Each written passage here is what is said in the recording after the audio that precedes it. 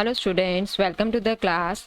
आज हम पढ़ने वाले हैं simultaneous differential equations. So what are simultaneous equations? आपके पास एक बार में एक से ज़्यादा इक्वेशंस आएंगी। एक साथ आपके पास मोर देन वन इक्वेशंस होंगी। आपको उन एक से ज़्यादा इक्वेशंस को एक साथ सॉल्व करना है। ठीक है, like we are having two equations dx by d t plus 4x plus 3y equal to t. अब इसमें आपके पास x और y दो वेरिएबल्स हैं, दो ही इक्वेशंस हैं, dy by d t plus 2x plus 5y is equal to e raise to power t। जो ये t है, t तो आपके पास नीचे वाला है, आपके पास डिनोमिनेटर में आ रहा है, तो इसका मतलब t जो है दैट इज इंडिपेंडेंट वेरिएबल। ठीक है, t तो है इंडिपेंडेंट वेरिएबल, तो टी नहीं हमने सॉल्व करना, हमने एक्स और वाई निकालने हैं। एक्स और वाई क्या है आपके पास? Dependent variable. तो दो डिपेंडेंट वेरिएबल्स हैं आपके पास, तो आपने दो डिपेंडेंट वेरिएबल्स की वैल्यू निकालनी है। You are to find out x as well as y. तो अब दो इक्वेशंस हैं, दो ही वेरिएबल्स हमने निकालने हैं। तो अब इन इक्वेशंस को हम कैसे सॉल्व करेंगे? देखो, इसके लिए हम क्या करते हैं, सबसे पहले मेरे पास डी बाई डी टी है, इसको मैंने रिप्लेस कर दिया डी से। तो ये इक्वेशन क्या बनी? dx plus 4x plus 3y equal to t. ये इक्वेशन बनी dy plus 2x plus 5y is equal to e की पावर टी। यहाँ x वाले टर्म्स कलेक्ट करती हूँ, तो d plus 4x plus 3y equal to t. यहाँ y वाले टर्म कलेक्ट कर लें, तो 2x plus d plus 5y equal to e की पावर टी। y दोनों में से कैंसिल आउट करते हैं, x की वैल्यू निकाल लेते हैं। दो इक्वेशंस हैं, आपको पता है कैसे कैंसिल आउट करना है कि this equation will be multiplied by d plus 5। इस इक्वेशन को हम किससे मल्टीप्लाई करेंगे? Multiplied by 3। ठीक है, फिर हम सबट्रैक्ट करते हैं, तो ये क्या बनेगा? d plus 4 into D plus 5x plus 3 into D plus 5y is equal to d plus 5 into ये d प्लस 5 t से पहले ही आएगा ना, d मीन्स डेरिवेटिव है, डेरिवेटिव तो किसी भी वेरिएबल से पहले आएगी, इसीलिए मैंने यहाँ पर y से पहले लिखी, यहाँ मैंने x से पहले लिखी। अब ऐसे यहाँ पे, यहाँ तो 3 से मल्टीप्लाई करना है, तो ये हो जाएगा 6x plus 3 into D plus 5y is equal to 3 e की पावर t। ठीक है, इनको सबट्रैक्ट कर देते हैं इक्वेशंस को, तो हमारे पास क्या आ जाएगा? x में इक्वेशन बन जाएगी। इसको सबट्रैक्ट करेंगे तो ये आपके पास बना D square plus 4d plus 5d, 5 plus 4 9d plus 5 4 जा 20 x। ठीक है, और ये टर्म और ये टर्म ये हो गया, इसमें से सबट्रैक्ट किया तो माइनस 6x। ये और ये टर्म, ये नेगेटिव था ना, ये माइनस 6x आ गया। ये नेगेटिव करूंगी तो ये टर्म्स कैंसिल आउट। ये क्या बना? d प्लस 5t, इसको भी ऐसी लिखती हूँ, अभी खोल के दिखाती हूँ, प्लस 3 ई की पावर t। यहाँ पर इकट्ठा करेंगे तो d square plus 9d plus 20 minus 6x equal to d t, मतलब डेरिवेटिव ऑफ टी, टी की डेरिवेटिव कितनी होगी? 1 प्लस 5t प्लस 3 ई की पावर t। इधर आपके पास बन गया डी स्क्वायर प्लस 9d और 20 माइनस 6 कितना हो गया? 14। x is equal to 1 plus 5t plus 3 e की पावर t। सॉरी, ये यहाँ पर भी माइनस था, तो ये टर्म भी आपके पास कैसी आएगी? नेगेटिव आएगी। This is minus, this is minus, this is minus. ठीक है, तो अब आपके पास इक्वेशन आ गई x में। अब इस इक्वेशन को हम सिंपली सॉल्व कर सकते हैं, x को हम निकाल सकते हैं यूजिंग द मेथड हमने जो विद कांस्टेंट कोएफिशिएंट जो हमारी लीनियर इक्वेशंस थी उनको हमने जैसे सॉल्व किया था वैसे हम इसको भी सॉल्व कर सकते हैं। सबसे पहला स्टेप क्या करेंगे? उसके लिए auxiliary equation d square plus 9d plus 14 equal to 0। क्या फैक्टर्स बनेंगे? प्लस 7d प्लस 2d, 7 टू ज़ा 14 plus 14 equal to 0। d common लेंगे तो d प्लस 7, 2 कॉमन लेंगे d plus 7 equal to 0, that is d plus 2 into D plus 7 equal to 0। d की values -2 -7। तो complementary function में क्या आएगी? x की वैल्यू आएगी, यहाँ वेरिएबल x है, x is equal to c1 e की पावर -2t। इंडिपेंडेंट वेरिएबल क्या है? t है, तो ये -2t प्लस c2 ई की पावर -70। अब क्या निकालना है हमने? We are to find particular integral. So 1 upon D square plus 9d plus 14 into 1 plus 5t minus 3 e की पावर t। अब ये टर्म कैसे सॉल्व होगी हमारी, इसके अंदर देखो हम तीनों को अलग अलग कर लेते हैं, चाहे 1 + 5t इकट्ठा रखना इकट्ठा भी रख सकते हैं आप। मैं अलग करती हूँ, 1/d² + 9d + 14। एक बार तो मैंने इसके साथ लगाया 1 के लिए हम क्या करेंगे, 1 को हम लिख देते हैं e⁻0t। फिर 5 तो कांस्टेंट है, बाहर लगा दिया मैंने, 1/d² + 9d + 14, यहाँ है t, 3 कांस्टेंट है, ये बाहर निकाल दिया। 1/d² + 9d + 14, यहाँ पर है e⁻t। इसमें d को किससे रिप्लेस करना है, 0 से। जब मैं d को 0 से रिप्लेस करूंगी तो 1/14 बचेगा, तो ये टर्म तो आ गई 1/14। ठीक है, इसमें क्या करना पड़ेगा, मुझे 14 कॉमन लेना है, अंदर क्या बचेगा, d² / 14 + 9/14d, ये टर्म बचेगी ना, 14 कॉमन लिया, इसके नीचे भी 14, इसके नीचे भी 14, इसके नीचे भी 14, और जब मैं ऊपर लेके जाऊंगी इस टर्म को तो इसका इनवर्स इंटू t, तो -3। इसमें d को किससे रिप्लेस करना है, 1 से, तो 1 + 9 + 14 e⁻t, 1/14 + 5/14, 1 माइनस, अब ये आपके पास 1 हो गया, ये x हो गया, तो ये क्या बनेगा, ऊपर माइनस है नीचे प्लस है, तो 1 - x + x² and so on. But क्योंकि यहाँ t की पावर 1 है तो हम एक ही टर्म लिखेंगे, तो दैट मीन्स 1 - x, x क्या हो जाएगा, d² / 14 + 9/14d। इसको t से अभी मल्टीप्लाई करती हूँ, दैट मीन्स डेरिवेटिव लेनी है। -3, डिनोमिनेटर में कितना आया, 9 + 1 10, 10 और 14 हो गया आपके पास 24, तो ये क्या बना आपके पास 1/14 + 5/14, 1 को t से मल्टीप्लाई करेंगे तो t, d² मतलब सेकेंड ऑर्डर डेरिवेटिव, t की second order derivative will be 0, -9/14, d मतलब फर्स्ट ऑर्डर डेरिवेटिव, इसकी फर्स्ट ऑर्डर डेरिवेटिव कितनी हो जाएगी, 1 हो जाएगी, -3/24 इंटू e⁻t। तो आपके पास टोटल पर्टिकुलर इंटीग्रल क्या बन गया, it will be 1/14 + 5/14t minus 5 × 9 45, और नीचे 14² -3/24 इंटू e⁻t। अब ये भी कांस्टेंट है, ये भी कांस्टेंट है, तो दोनों कांस्टेंट में 14² में कॉमन डिनोमिनेटर में ले लूं, ये हो जाएगा 14 - 45 + 5/14t -3/24 e⁻t। ठीक है, तो ये कितना आएगा, -31 डिवाइडेड बाय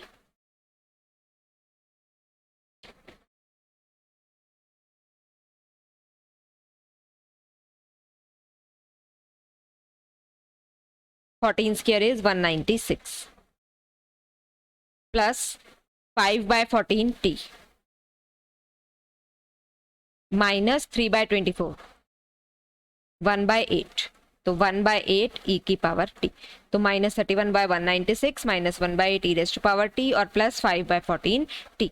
अब हमने क्या निकालना है, हमने x पूरा निकालना है, ये पर्टिकुलर इंटीग्रल था, ऊपर हमने कॉम्प्लीमेंट्री फंक्शन निकाला था, -2 और -7 रूट्स आए थे, तो c1 e⁻−2t, c2 e⁻−7t -31/196 plus 5/14t -1/8 e⁻t, ये निकल आया x। Now we are to find y। अब y कैसे निकालेंगे, अब y निकालने के लिए आपके पास दो तरीके हैं, या तो जैसे आपने यहाँ से x निकाला आप सॉल्व कर लीजिए और उसके बाद उसी तरीके से आप y निकाल लीजिए। दूसरा हम क्या करते हैं, हम इसमें से उस इक्वेशन में y x की वैल्यू पुट कर लेते हैं इस वाली इक्वेशन में जिसके अंदर हमारे पास सिर्फ x की डेरिवेटिव है। अगर मैं इस इक्वेशन में पुट करूंगी x की वैल्यू तो मुझे अगेन इंटीग्रेट करना पड़ेगा और इंटीग्रेट करने पे एक कांस्टेंट और आ जाएगा, तो मुझे इस वाली इक्वेशन में पुट नहीं करनी है वैल्यू, हमें इस इक्वेशन में पुट करनी है dx/dt + 4x + 3y = t। तो इसके अंदर हम अपनी वैल्यू पुट करते हैं। क्या था हमारे पास equation, dx/dt + 4x + 3y = t। ठीक है, dx/dt + 4x + 3y = t, इस इक्वेशन में हम अपनी वैल्यू पुट करेंगे। तो यहां से मैं y निकालती हूँ, y क्या आएगा, पहले तो t - 4x minus D X by D T. ये टर्म इधर ले जाके सब्ट्रैक्ट कर दी, ये टर्म इधर ले जाके सब्ट्रैक्ट कर दी, तो क्या आ जाएगा 3। ठीक है, तो बस अब इसके अंदर x की वैल्यू पुट कर।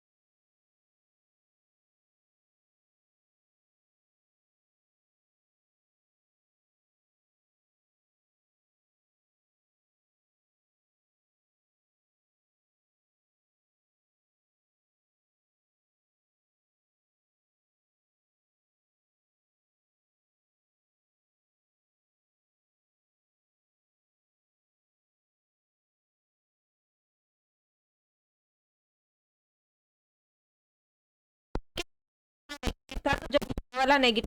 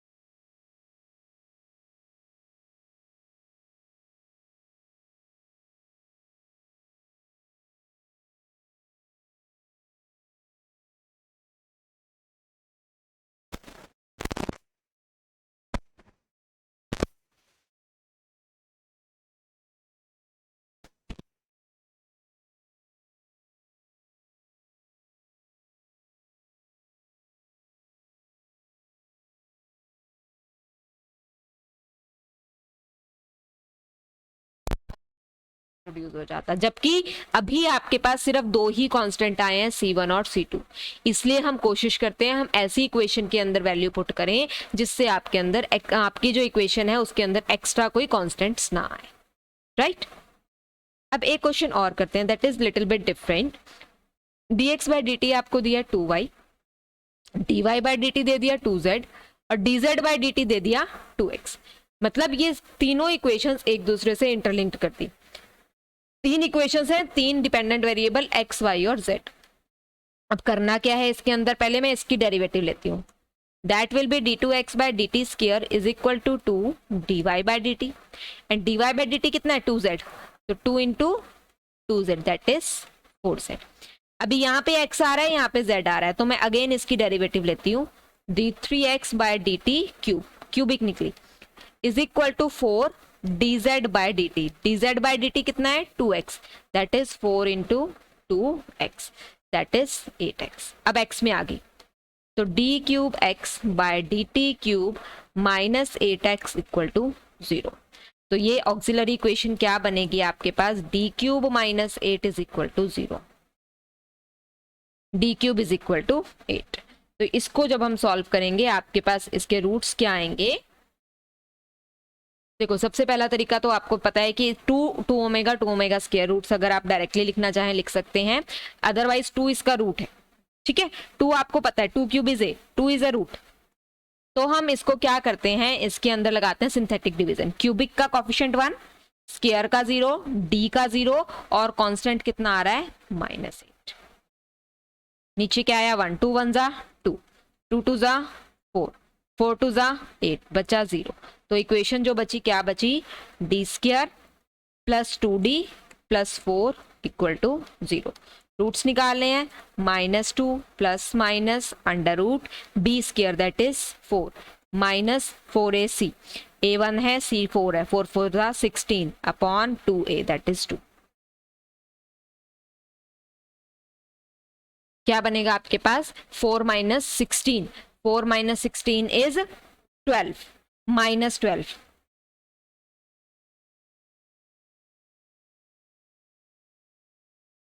फोर अलग कर दो 3 अलग कर दो, 12 इज 4 3 जा 12। तो 4 का स्क्वायर रूट तो आ गया 2 और 3 का स्क्वायर रूट 3 रहेगा, -1 का स्क्वायर रूट हो गया आयोटा, अपॉन में कितना है 2। देखो 2 कॉमन ले लें तो -1 plus minus √3 iota by 2 is omega and omega square, ठीक है। तो अब यहाँ पे 2 कैंसिल ही हो जाता है, तो -1 प्लस माइनस √3 आयोटा, ठीक है। हमें तो इस फॉर्म में चाहिए ना, तो हमने इसका वैल्यू निकाल दी -1 प्लस माइनस √3 आयोटा। अब 3 रूट्स निकल आए, एक रूट तो 2 है, बाकी 2 रूट्स ये हैं, तो हम x लिख लेते हैं।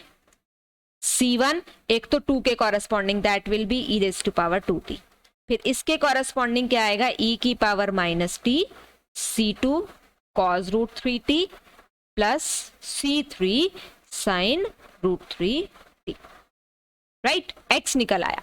अब x निकला है तो यहां से हम क्या निकाल सकते हैं, देखो dx बाय dt निकालेंगे और उसका हाफ करेंगे तो y आ जाएगा, तो dx बाय dt निकाल के उसका हाफ करते हैं, y is equal to half of dx by dt।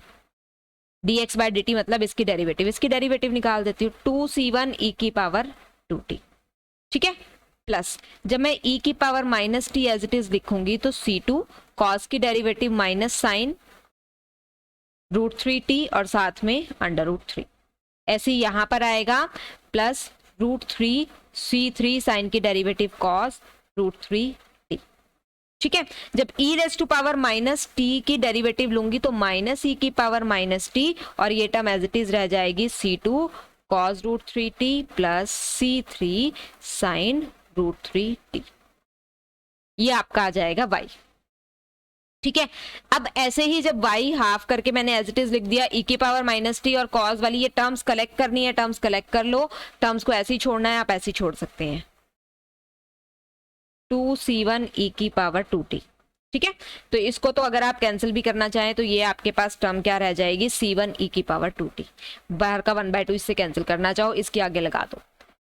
अब मैंने निकाला e की पावर -t और cos √3t, इसके साथ क्या आ रहा है, √3c3 कांस्टेंट आ रहा है, √3 इंटू c3, और कॉस वाले के साथ यहाँ पे क्या आ रहा है, -c2, ठीक है, प्लस e की पावर -t साइन √3t, इसके साथ साइन वाले के साथ क्या आ रहा है, -√3c2 -√3c2, और यहाँ पे कितना आ रहा है साइन वाले के साथ -c3, राइट। जब y निकल गया ऐसे ही z निकाल दो, z आपको पता है कि dy/dt का हाफ करेंगे तो z निकल आएगा, तो dy/dt का हाफ कर दो, इसकी डेरिवेटिव का ये जो 1/2 है तो 1/2 यहीं रहेगा, तो 1/4 हो गया। बस इसकी डेरिवेटिव लिखनी है, इसकी डेरिवेटिव हो जाएगी 4c1 e की पावर 2t। जब मैं e⁻⁻t लिखूंगी और ये √3c3 -c2, कॉस की डेरिवेटिव हो जाएगी -√3 साइन √3t, ठीक है।